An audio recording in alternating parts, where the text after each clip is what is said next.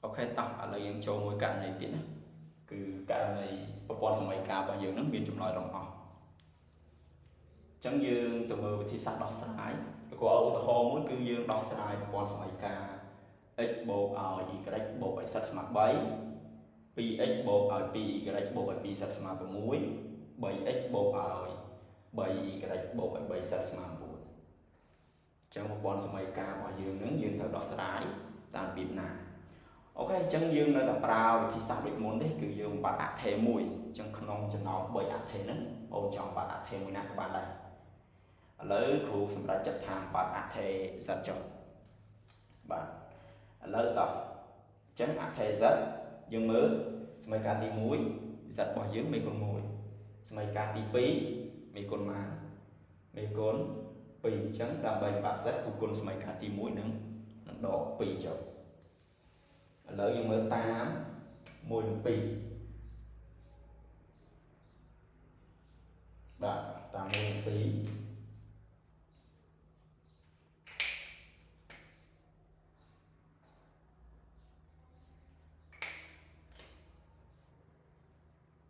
បាទគូបានមិនបាទសម័យកាលទី1យើងគឺ x បូកឲ្យ y បូកឲ្យ z នេះស្មើ3សម័យកាលទី2យើងគឺ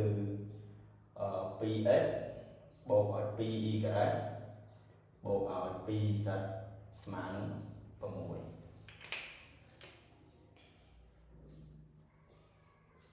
អូខេអញ្ចឹងគ្រូចង់បាត់ z គ្រូគុណសម័យកាលទី1ហ្នឹង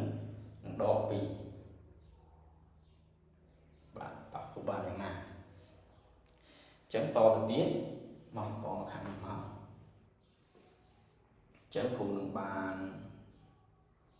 បាទដក 2x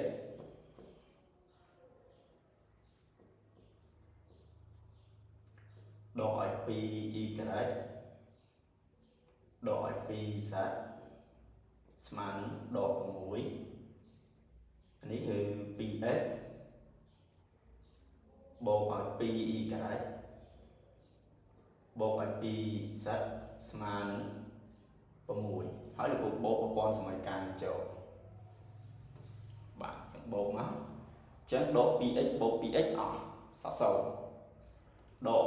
2y បូក 2y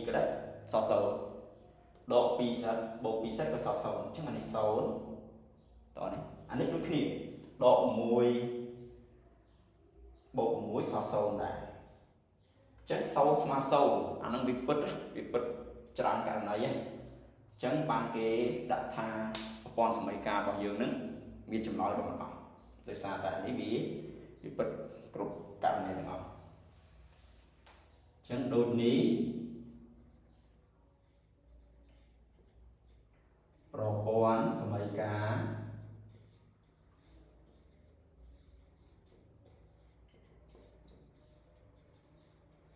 មានចម្លើយរាប់មិនអស់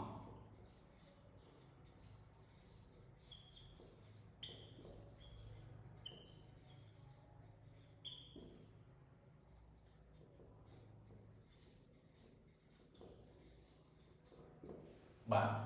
អញ្ចឹងមិនថាបងអូនបាត់អាញាត់ស្អាតទេបងអូនបាត់ y ក៏ដូចគ្នាដែរបើកាលណាបងអូនដោះស្រាយទៅឃើញថា0ស្មើនឹង0អញ្ចឹងគឺប្រព័ន្ធសម័យកាលមានចម្លើយរាប់មិនអស់ហើយណាចង់បាត់ x ក៏បានបាត់ y ក៏បានបាត់ z ក៏បានដែរតែចិត្តយើងទេធ្វើម៉េចឲ្យតែបាទប្រព័ន្ធសម័យកាលយើងដោះស្រាយទៅឃើញ0ស្មើ0អានឹងប្រព័ន្ធសម័យកាលមានចម្លើយរាប់អស់ហើយអញ្ចឹងបងចាំវាណាកន្លែងហ្នឹង